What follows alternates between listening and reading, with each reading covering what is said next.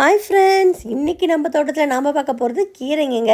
எவ்வளோ வகையான கீரை வச்சுருக்கோன்னு சொல்லிட்டு பாருங்கள். ஃபஸ்ட்டு கீரை வந்து பாலக்கீரை வந்து விதை போட்டு வச்சது.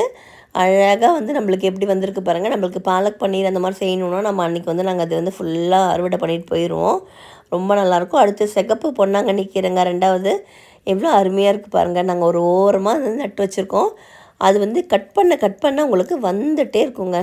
அடுத்து சிறுகீரை க்ரோ பேக்ஸில் போட்டு வச்சுருக்கோம். சும்மா தலைன்னு வந்திருக்குது. அரைக்கீரையுமே பார்த்திங்கன்னா இந்த டப்பில் வச்சுருக்கோம். அதுவுமே ரொம்ப நல்லாவே வருதுங்க. அடுத்து நம்ம பார்க்க போகிறது வந்து பார்த்திங்கன்னா புளிச்சக்கீரை வந்து வச்சுருக்கோம். இது நல்லா வளர்ந்துருச்சுன்னா நாம் எடுத்து வந்து புளி போட்டு கடைஞ்சிக்கலாம். அதுக்கப்புறமா சிகப்பு பசலை தான் இப்போ பார்த்துட்ருக்கீங்க. நல்லா அருமையாக இருக்கும் இந்த கீரை. இதையும் நம்ம வந்து செய்யலாம். ஹெல்த் பெனிஃபிட்ஸ் நிறையாவே இருக்குது. அடுத்து வந்து நம்ம பார்க்குறது முடக்கத்தான். இதோடைய நன்மைகள் பற்றி சொல்லவே தேவையில்லை. இது ஒரு கொடி மாதிரி போட்டு விட்டுருக்கோம். அது பாட்டுக்கு ஏறிடுச்சு. நம்ம வந்து எப்போ தேவையோ நம்ம வந்து பறித்து எடுத்துக்கலாம் ஃப்ரெண்ட்ஸ். முருங்கைக்கீரை நம்மளுக்கு ரொம்பவே ஹெல்த் பெனிஃபிட்ஸ் ஜாஸ்தி. இது ஒரு குச்சி வச்சுருந்தோம் பாருங்கள், எவ்வளோ அழகாக தலைன்னு வந்திருக்கு. நம்ம இந்த கீரையை உடச்சி பருப்பு சாம்பார் அது மாதிரி நம்ம வந்து ஆட் பண்ணிக்கலாம்.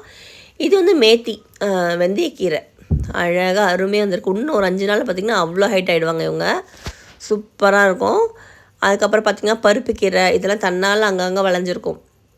நம்ம விதெல்லாம் போட தேவையில்ல, அது பாட்டுக்கு வளரும். மணல் கீரை பாருங்கள், அதெல்லாம் அந்த சிறு இலையாக இருக்குல்ல, அது எல்லாமே மணல் கீரை. அதையுமே பறித்து நம்ம வந்து மொத்தமாக சேர்த்து கடையலாம்.